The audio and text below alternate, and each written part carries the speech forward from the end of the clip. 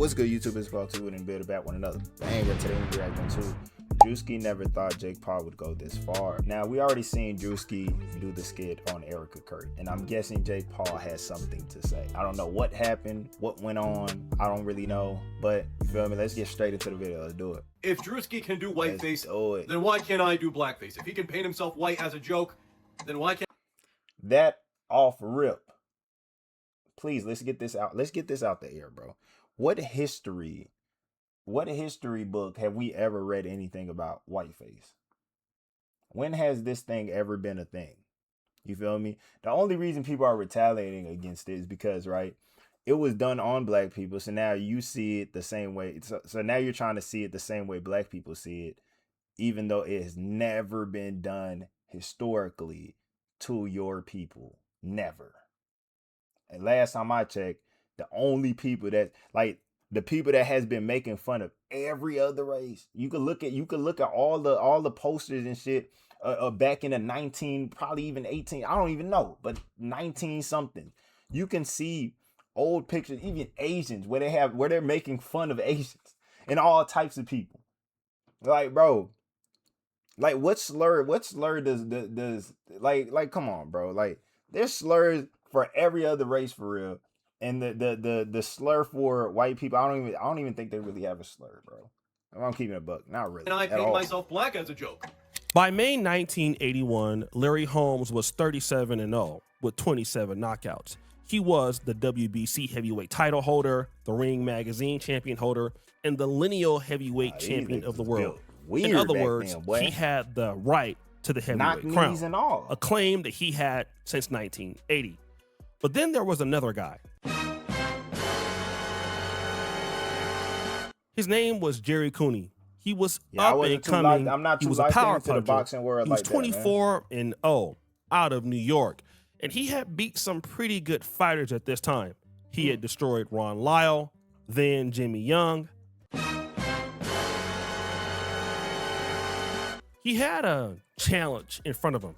He had to beat former heavyweight champion Ken Norton, who had beat Muhammad Ali in the past, to be considered a serious contender. And in May 1981, that fight would come into reality. But what happened? He beat Norton's ass within 54 seconds. Damn. Woo!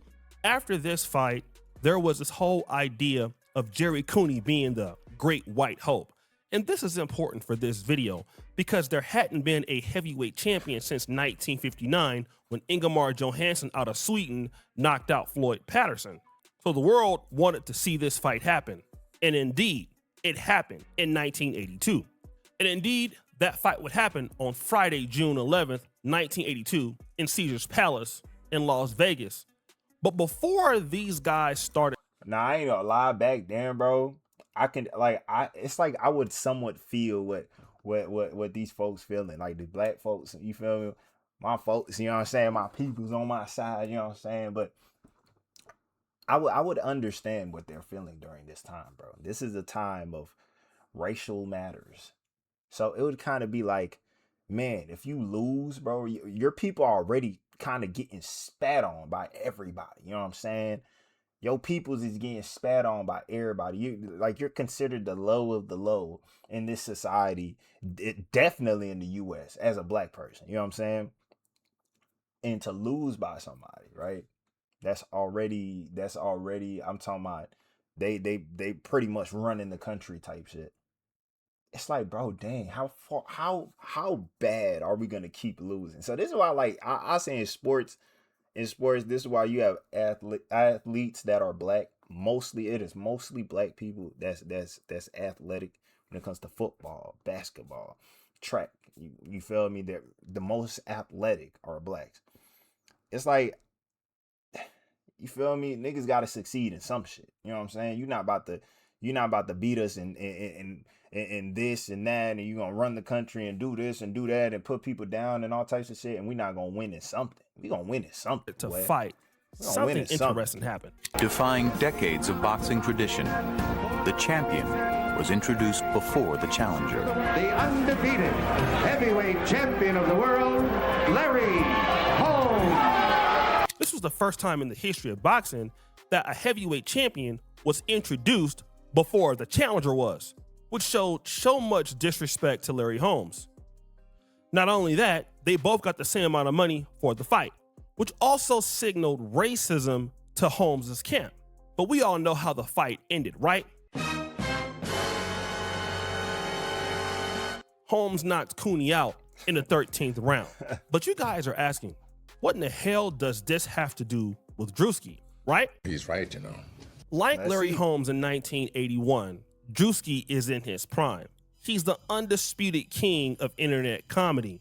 Nobody can touch him. Nobody can see him. He's on another level. There's Druski, and then there's everybody else.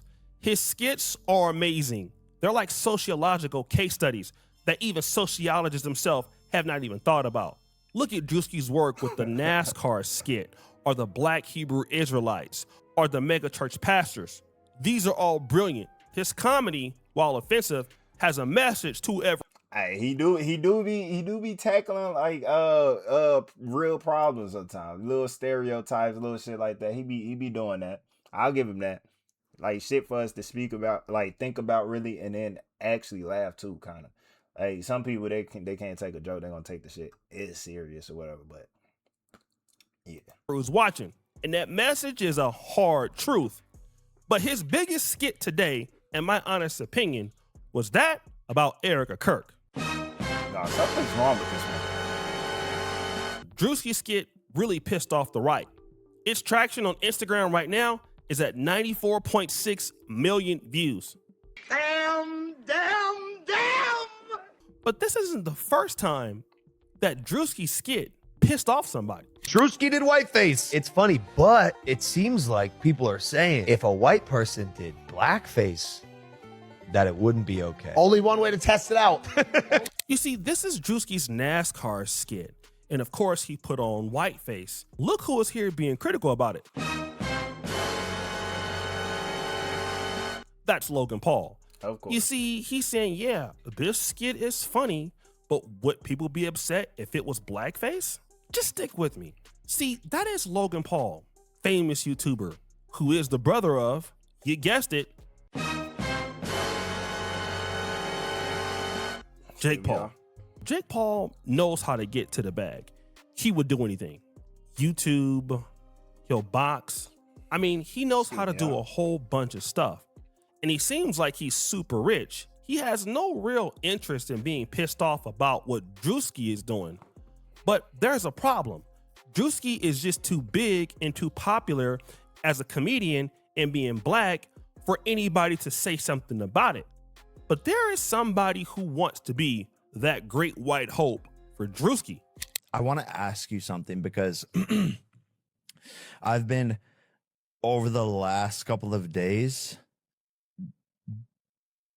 calling makeup artists, and I was going to do a response to this and like go and do like the full on Darker? Yeah. Mm-hmm. And do it and just. Oh, brother. Okay, but what is the overall message behind this? If you're about to do this, what is the overall message? What are you gonna do?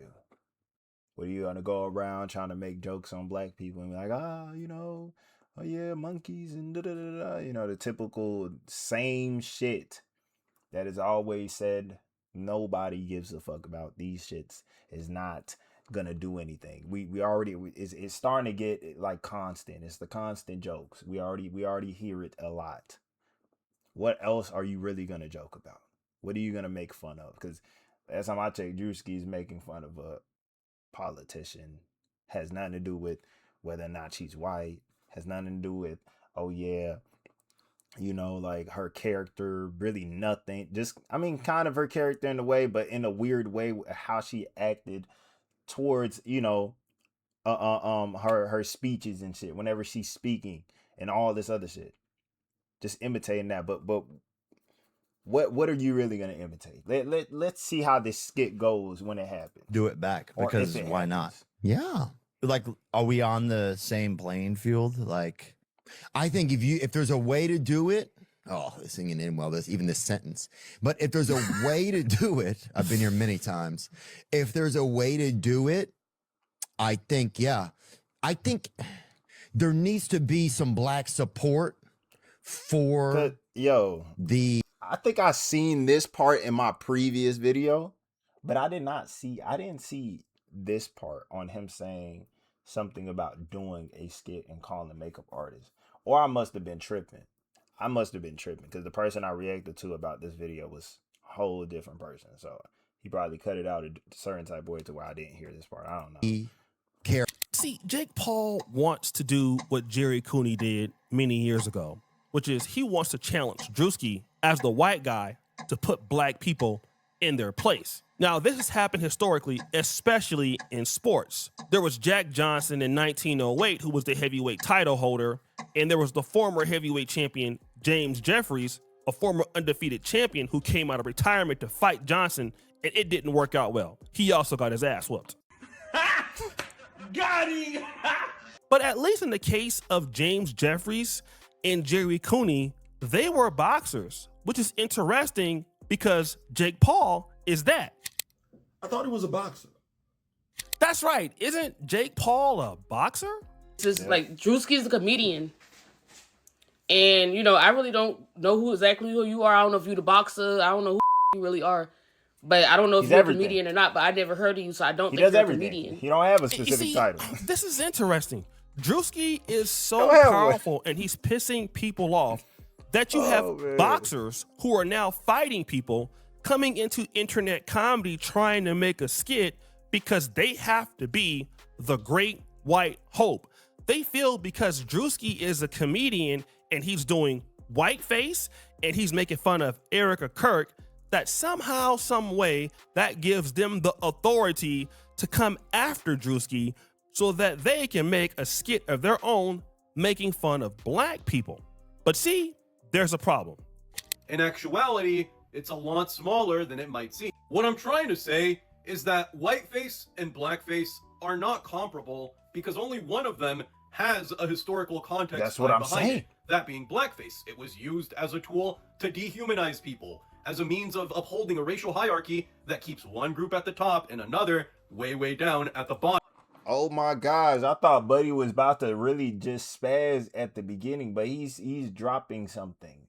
He's dropping some facts. Something that I've responded to in my comments of the previous video. There is no historical context behind Whiteface. There's none of that.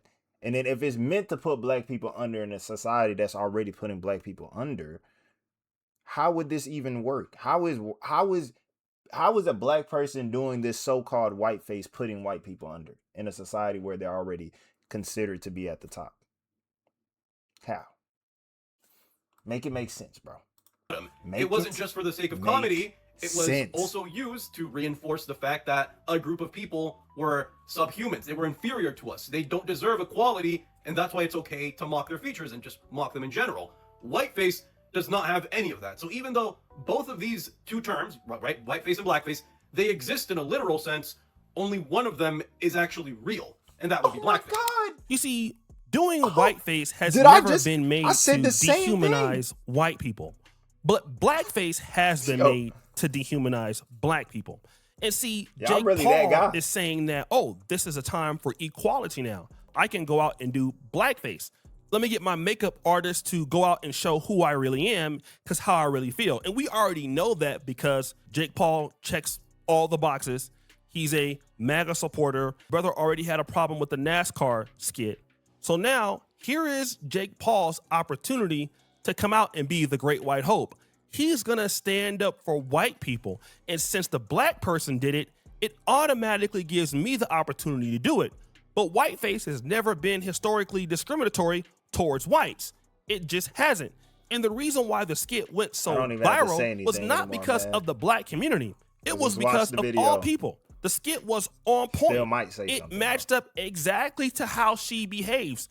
It mimicked the way that she is on camera. It mimicked her mannerisms. So it really wasn't mimicking her as a white person so much as it was mimicking her as an individual. She just happened to be white, the same way that Druski mimics Hebrew Israelites, the same way that Druski mimics megachurch pastors. But then let's talk about this. And the thing is, Druski is offensive by design. That is his brand. In every single one of his videos, he's punching at a demographic of people, and that's why he's so popular, because people like his offensive jokes. Yep. So when you ask me if he can get away with doing whiteface, but why can't I get away with doing blackface, it ties back to the golden rule of offensive comedy. That being that a joke has to be funnier than it is offensive. Druski's comedy is definitely offensive by design. It's not racially biased. That's just what he does. And if you are going to make a blackface skit, it has to be more funny than it is offensive. And this is my issue here with Jake Paul or Logan Paul. Number one, when Druski did the Black Hebrew Israelite skit, were you offended? When Druski made fun of black megachurch pastors. And I guarantee you they didn't really take that much offense to it. They probably looked at that bit and laughed. Even though they know that's how it be. They know that's how it be. But the jokes that these people are gonna make, bro, oh my gosh. I can already see it. The cotton pickers, the monkeys. I can hear the jokes coming. I can already hear the jokes that are gonna be said. I already hear them. There's no joke that's gonna just target the specific group of people doing this shit. It's just gonna be like, oh yeah, you know, what we're used to hearing, at least what I'm used to hearing. At least on the game and shit like that. All types of shit. Were you offended? And I want to build onto this whole other point. You see, here's what Jake Paul and Logan Paul are trying to do, and what white people are trying to do a lot on social media. There's this idea that if Jake Paul does this skit, that he will be canceled, that making fun of black people or doing blackface is going to destroy his career. I disagree. Nah, you want to know why? It's not. Jake, you got to come up. Come here. You got to come. Mr. Trump, we need more factories like this thriving all over the country, and I know he's going to be the one to bring that here to us. I know God is with us. If anything, this is virtue signaling to the MAGA base, to the extreme right, that listen, I'm proud to be a white person, and how dare these black people make fun of us. Jake Paul is already extremely rich. He already has a lot of money. The people who buy his fights or support him are going to do so. And in fact, more white people are going to support him even more. He won't lose any brand deals. He'll probably gain more brand deals. And being on the right and being extremely white on the right is the most financially lucrative thing that a Caucasian person can do right now. And he understands that if he does this, number one, it's going to give him a lot of publicity. Number two, publicity as a content creator brings in money. This skit has the ability to be as big as Druski's or even larger, which is going to drive, number one, more money, more opportunity for Jake Paul. And we've already seen the writing on the wall. Nick Fuentes, a guy who has been literally blacked out of the market for so many years on social media, has started making a lot of money being on the white right. We've seen it with Charlie Kirk, making a lot of money on the white right. White people are going to look for equality even when it's not there to prove a point. But ultimately, in the long run, Jake Paul will end up like the other failed great white hopes. And the reason for it is this. You're simply not qualified to be doing skits. Fact. You're not on Druski's level. You're not a comedian.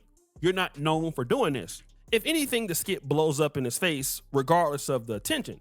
But I do want you guys to know that there are many great white hopes coming down the pike. White people want their own version of Druski. They already got their own version of the president, Donald Trump. They've already gotten their own version of Martin Luther King and Charlie Kirk. Now they're looking for their white version of Druski. And somebody will step up to the plate, even if it's somebody who has no comedy experience like Jake Paul. So black people better get ready. So guys, what do you think? It's your boy, Oshay Duke Jackson. Back at it again. Hey, man. This is crazy. Folks is really trying to do this bullshit. They really trying to step in the field for it. They trying to find a way to make something that wasn't really to target a racial a certain demographic of people, really just to do it to put people under, to put black people under in a way. That's all it is. It's not, bro, like what is the joke really gonna be about? What is it gonna be? Like nothing. It's not gonna be anything. It's gonna be him trying to imitate how Druski acts in the most, I'll say, stereotypical way ever. And whether it's watch it be a little bit racist. I'm gonna tell you. I'm gonna tell you right now. Watch it be a little bit racist, just for the fun of it. But hey, man, that's the end of the video. If y'all like, hey, man, that's the end of the video. If y'all like the video, like, comment, subscribe, hit that post notification button if y'all want to stay updated on the next video. Let me know in the comment section down below what y'all think, and I will see you guys in the next video. Peace.